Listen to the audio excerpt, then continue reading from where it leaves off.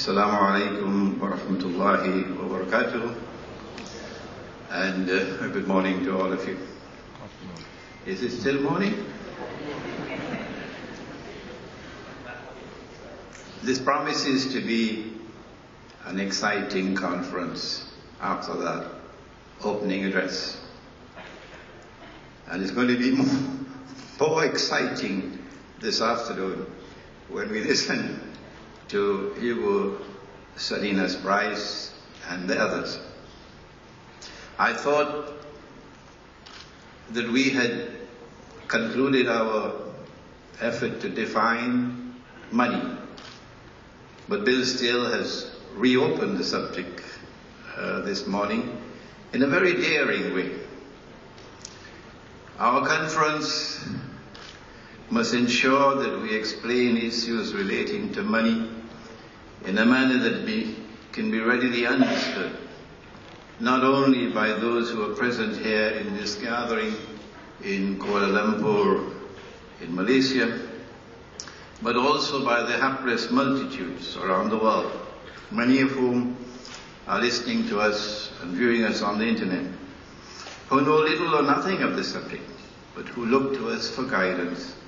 And hence there is an imperative for simplicity and for clarity, while avoiding the use of technical jargon. However, we must provide an adequate explanation for the term petrodollar, since our view is that it is symbolically present in a hadith or a saying of Prophet Muhammad, peace be upon him, on which this presentation is based. We must reveal the staggering role that it has played and still plays in sustaining today's unjust monetary system, as well as the equally unjust international banking system. Both of these are absolutely unique phenomena in human economic and monetary history. No one in history has ever experienced this unique injustice and oppression that mankind now experiences in the worlds of money and banking, in the strange worlds of money and banking. And this perhaps explains partly the strange ignorance of the reality of the subject. Our view is that petro money has an even more sinister role to play in the new monetary system which will emerge to replace the present one, consequent upon the demise of the US dollar. The monstrously unjust role played by the monetary and banking system in the affairs of the world today, and now this is my most important statement. This cannot be adequately explained if we restrict ourselves to purely economic and monetary analysis. Rather, there are important non-economic and monetary questions which must also be answered if we are to fully understand the subject. For example, gold and silver have continuously functioned as money, at least in our history, 1400 years of our history. Until modern Western civilization emerged with an agenda of establishing its dominion, a strange and mysterious agenda of establishing its dominion over the rest of the world. Western wars of aggression led to colonization of much of the non-European world. And so now I ask some questions. Is it by accident or by design that decolonization resulted in the rest of the non-European world being incorporated into the mysterious and ominous European monetary system in which, for the first time in human history, mankind was prohibited by international law from using gold as money, and in which money with intrinsic value was replaced by money with no intrinsic value, prohibited.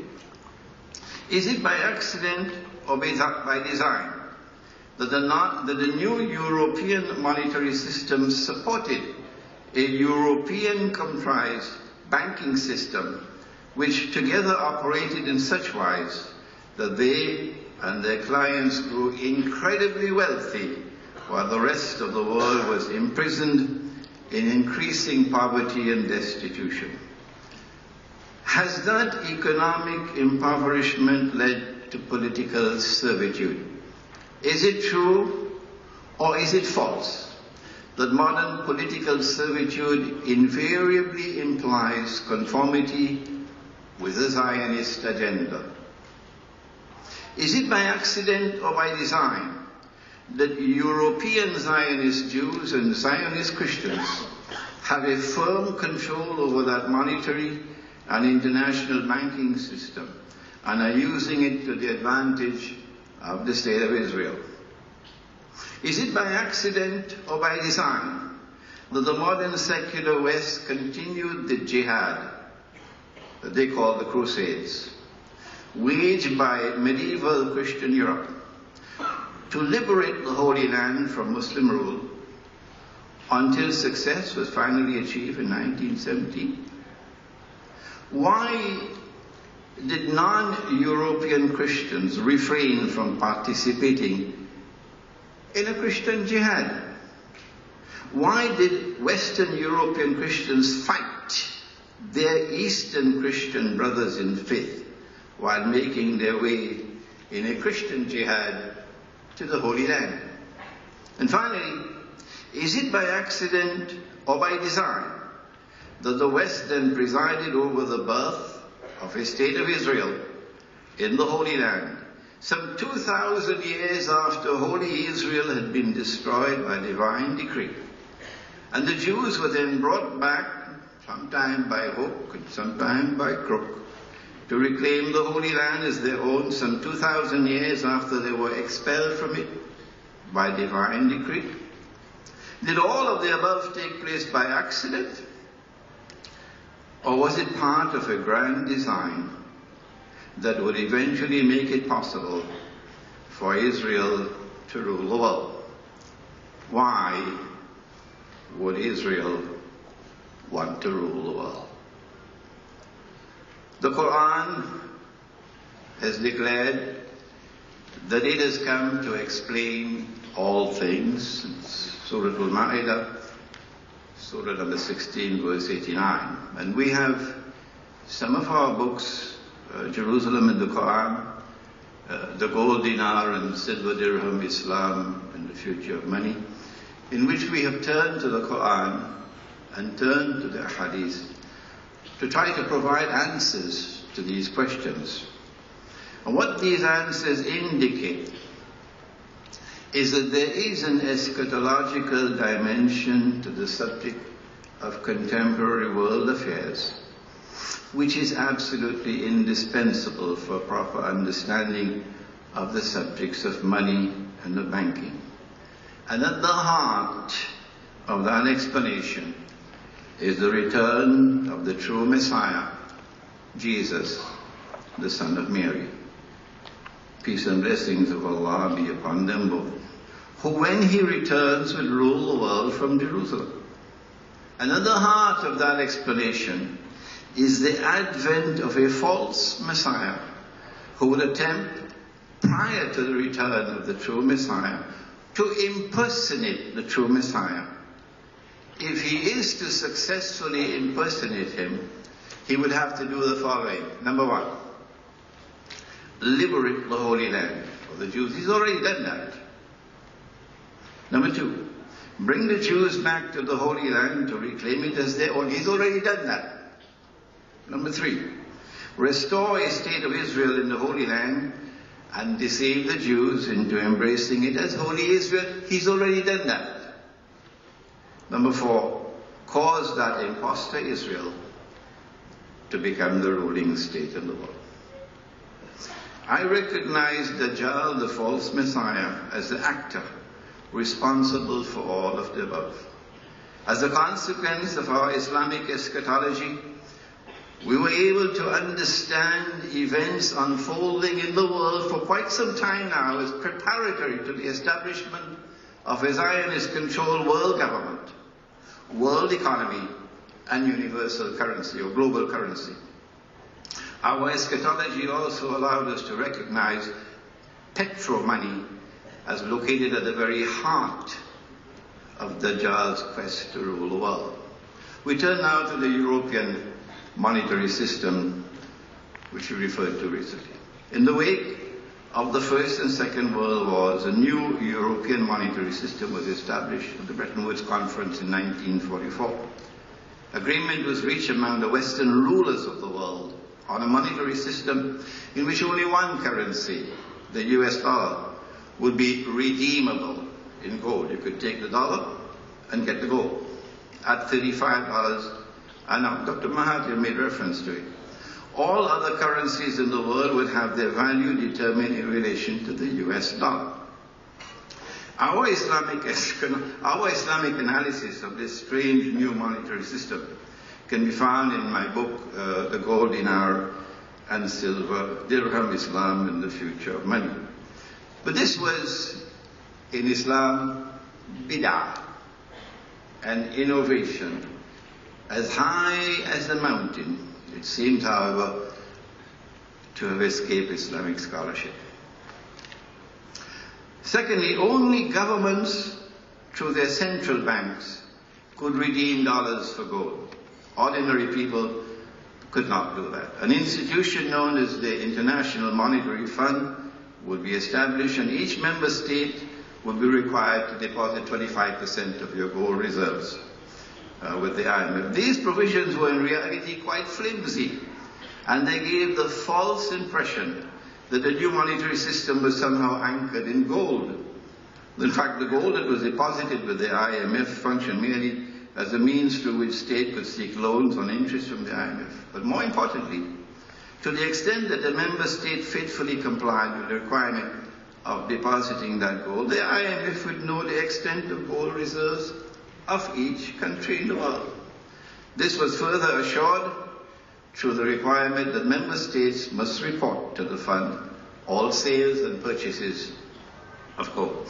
What was not disclosed was that the US dollar would remain redeemable in gold only for as long as it was convenient for the US government to honor that obligation. What was not disclosed was that the US dollar would remain redeemable in gold only for as long as it was convenient for the US government to honor that obligation. Just as ominous was the other possibility that the US government could renege on its legal obligation to redeem dollars for gold, it could also refuse to repatriate the 25% of gold that it had stored. Let us pause for a moment to remind those who are unaware that the US government has already abandoned its legal obligation to redeem dollars for gold, and now refuses to even audit the gold belonging to the rest of the world that is stored in the United States of America. Strangely and mysteriously, the use of gold as money was prohibited in the Articles of Agreement of the IMF. Nowhere was an explanation offered for this strange prohibition, and conveniently so. No one asked for an explanation, not even the scholars of Islam. What are the likely reasons why the Articles of Agreement of the IMF prohibited the use of gold as money? I'm venturing to offer an answer. Number one, to prevent the possibility that gold used as money could challenge and could cause a collapse of the bogus paper money monetary system. Number two, to ensure that gold belonging to the rest of the world but stored in the United States would remain undisturbed in US territory until the time arrives when the monetary system of paper money collapses. The world then returns to gold as money, as it's coming.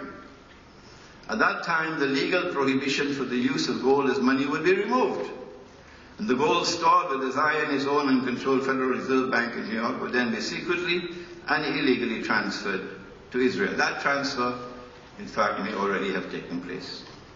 And so the Israel rule over the world of money would remain unchallenged and unchallengeable. The gold stored in the United States will remain largely undisturbed, since there have been no reason for a member state to seek repatriation of its gold. What would you do with the gold?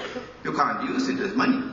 And number three, once the member states of the IMF had deposited 25% of their gold reserves with the IMF, and member states had begun to take IMF loans that were secured by that gold, it would then be possible to encourage them to store more and more of their gold reserves with the IMF.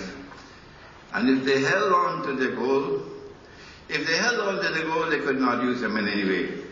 And so the provision of the Articles of Agreement prohibiting the use of gold as money opened the way for the United States to eventually be entrusted with the storage of most of the gold reserves in the world. Excuse me.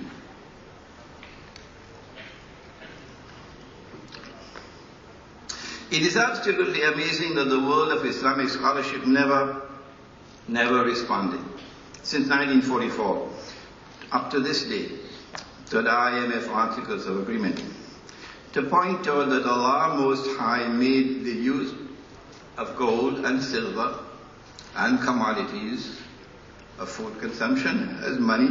He made them halal. Gold and silver and articles of food consumption as money. He made it halal. And if you make haram what Allah made halal, if you make haram what Allah made halal, then according to the Quran, that is blasphemy. That's shirk. The one sin that Allah would not forgive. Allah had made the use of gold and silver and commodities of food consumption as money halal. I don't have the time to define money more than this in my presentation. And if you make haram what Allah made halal, that is shirk, according to the Quran, Surah At-Tawbah. And shirk is blasphemy. And the Quran says this is the one sin that Allah will not forgive. If we then use that money, which is substituted, what Allah had made halal, they made haram, and what they have substituted for the gold, or for the real money, we then use it, we also now join in the shirk. It is absolutely amazing that the world of Islamic scholarship failed to recognize that since money in the Quran and Sunnah was always money which had intrinsic value, the value of the money is in the money and created by Allah, not by George Soros. If Allah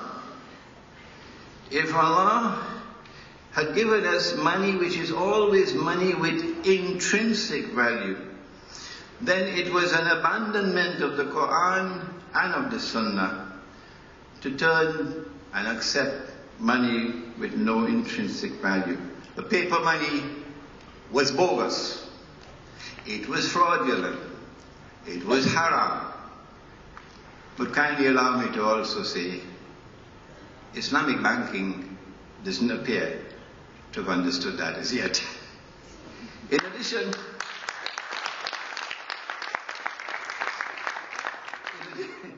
addition, one of the most important functions of the IMF was to provide loans on interest. It used to be usury, but usury became a loaded word, like homosexual had to be changed to gay. So usury had to be changed to interest. One of the most important functions of the IMF was to provide loans on interest to member states. These loans, of course, will be provided from funds deposited with the IMF by such member contributors of the USA. and gold deposited with the US, with the IMF, could be used to secure such loans. But Allah Most High, in the Quran, in the Torah, in the Gospel, prohibited money being lent on interest. Money has no time value, not with the God who created us. He had prohibited money being lent on interest. And the IMF became the money lender with whom Allah and His Messenger were waging war, and with whom the Prophet ﷺ had issued a curse. He cursed all four: the one who took riba, the one who gave riba, the one who recorded the transaction, and the two witnesses. Despite all of the above, the strangely silent world of Islamic scholarship saw nothing and did nothing to warn Muslims and to prevent Muslim membership in the IMF. In fact, the only challenge to the new international monetary system that emerged in the first 25 years of its existence came from France. I wish I had the time to tell you what de Gaulle, President Charles de Gaulle, did, but the French challenge eventually led to the United States reneging on its obligation to redeem dollars for gold. And so Bretton Woods collapsed in August 1971. Would Islamic scholarship now take the opportunity, with the collapse of Bretton Woods, to articulate an Islamic conception of money and of a monetary system?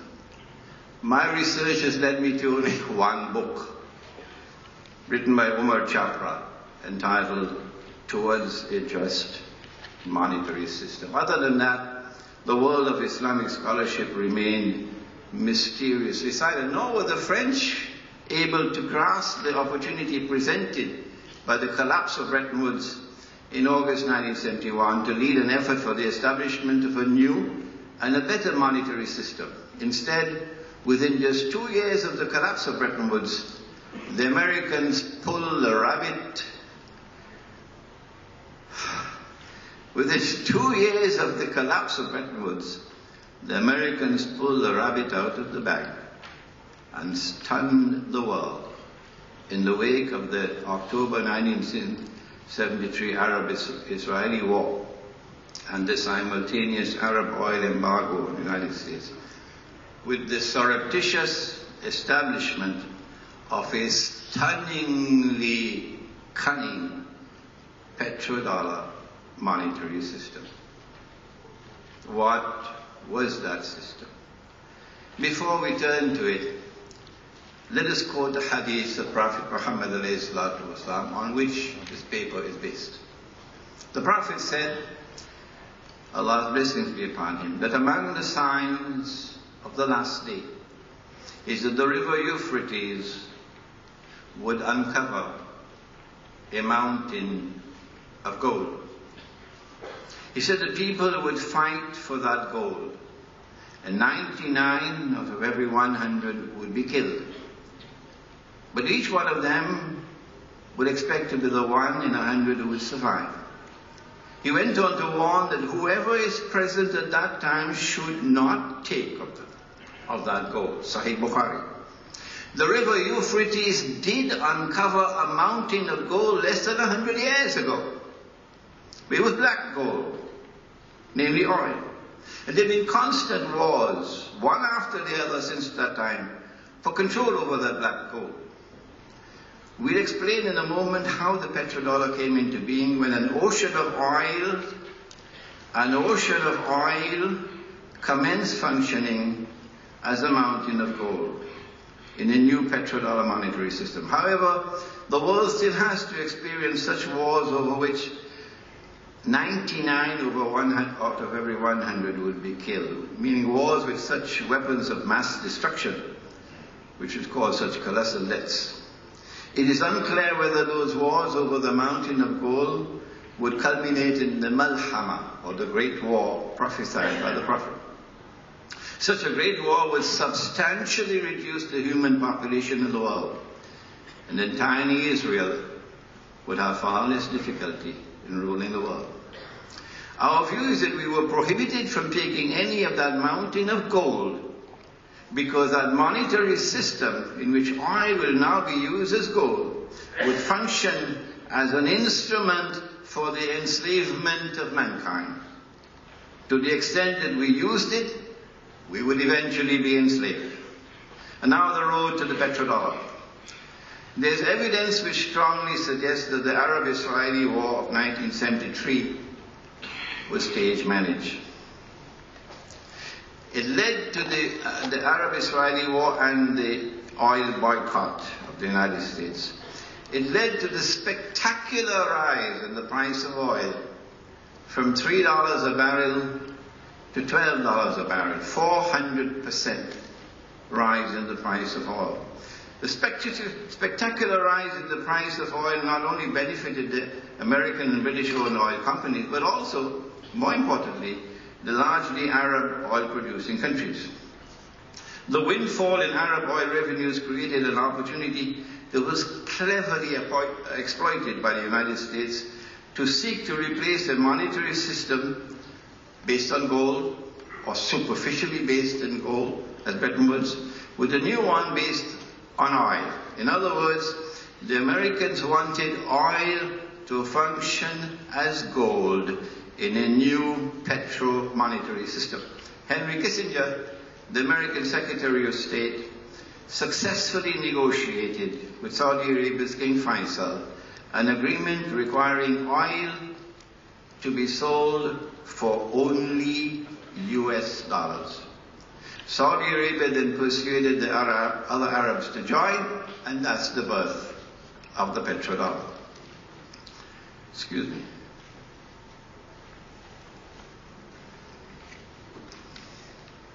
The Saudi king is unlikely to have realized that he had signed into the creation of an evil monetary system that was prophesied by his own prophet.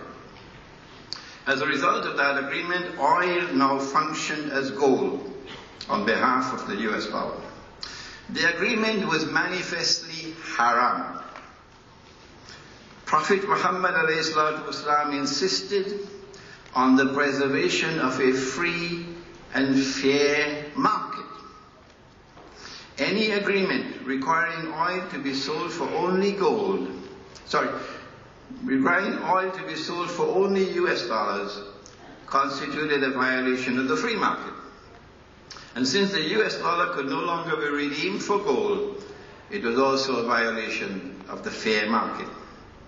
The United States no longer had to bother about the relationship between gold reserves and the quantity of US dollars in circulation. No.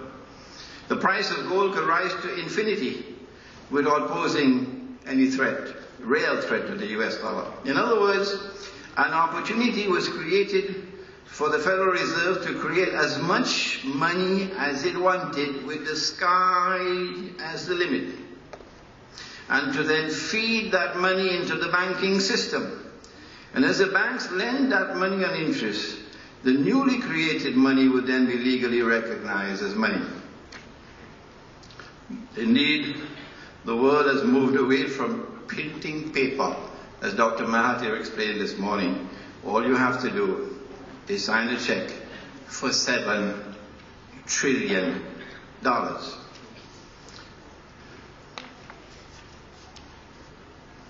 Kissinger also got agreement that windfall profits that would now come to the Arab oil producing states from the ever rising price of oil consequent upon the ever falling value of the dollar would be invested in Western banks in what common people recognize as fixed deposits.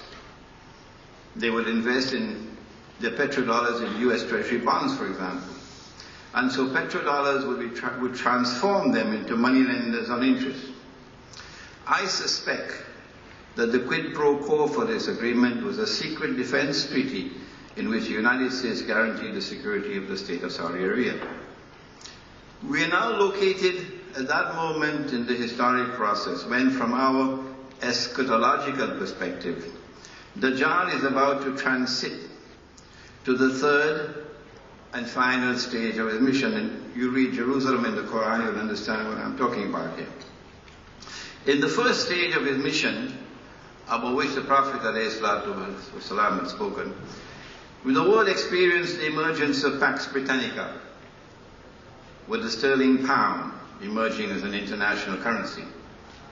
That didn't happen by accident. In stage 2, Pax Americana replaced Pax Britannica, and the US dollar replaced the sterling pound as the international currency. This is not by accident. And our view, expressed in Jerusalem in the Quran, which was published in 2002, is that Pax Judaica will replace Pax America, and a new international currency will replace the US dollar. We do not know whether that new international currency would be the Israeli shekel or the bankor, or whether the Zionist bankers will coin a new name for electronic money. Whatever be the name of that new international currency or global money that would succeed the US dollar, it should be clear that it will be based on the same petro-money foundation as the petrodollar. This would not be possible without an alliance between Israel and the Arab oil-producing states, Saudi Arabia in particular. So we are now able to understand more clearly why Prophet Muhammad, Allah's blessings be upon him, made that ominous declaration concerning Najd. That's where the Saudi rulers have emerged, Najd. He said that from Najd would come the horns of Satan. The greatest of all dangers posed by the petro-money monetary system is it allows the Zionist-controlled banking system to create as much money as they wish. There is no legal limit to the creation of money. The sky is the limit. And then they will lend it to Egypt. And then Egypt will have to toe the line to get the IMF loan. There is no legal limit to the creation of money. The wealth can then be used to enslave those who oppose Israel, while enriching those who support Israel. In fact, many people in the world today already live at the door of that slavery. Now then, to end, how do we respond to the petrodollar? Since Prophet Muhammad, Allah's blessings be upon him, gave the order, he said those present at that time should not touch that gold. The implication is that Muslims in particular have a religious obligation to stop using today's paper, plastic, and electronic money that is bogus, that is fraudulent, that is haram. We have counseled a strategy of defiance of the legal prohibition of the use of gold as money. However, in view of the possibility of state violence in response to gold being used as money, since the IMF prohibits the use of gold as money, including gold coins being seized by the state, and since there is no legal prohibition of the use of silver as money, Hugo Salina's price must be smiling now. Since there is no legal prohibition of the use of silver as money, Muslims should now lead the rest of the world, or join with the rest of the world, rather, in creating markets in which silver dirhams will be used as a medium of exchange. Whether it's the actual coin, an electronic coin, can be debated later. The point is returning to real money. It is unrealistic to assume that there is any possibility of getting petrol money out of circulation in the world of Islam. Hardly any government dares to defy the Zionists. And the ulama or religious scholars of Islam have so far refused to declare paper, plastic and electronic money now in use to be haram. Consequently, silver dirhams will circulate alongside petrol money. What problems are we likely to encounter when silver coins circulate alongside petrol money? I hope this conference will take up the problem. How should they be resolved? I hope this conference will take up that problem. No one, perhaps, has done more research on this subject, and I urge you to come out this afternoon. No one, perhaps, has done more research on this subject than our next speaker, Hugo Salinas Price of Mexico. Thank you.